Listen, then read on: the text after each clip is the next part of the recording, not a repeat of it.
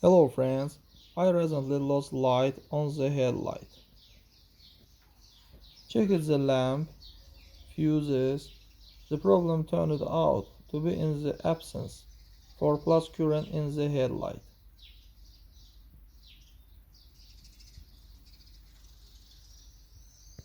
It can be carried out either from another headlight, from this, or there is an electric unit with fuses here, or from here.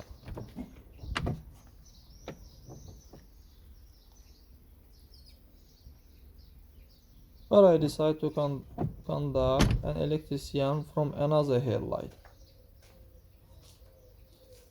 on a wire that was hidden so that it was not visible.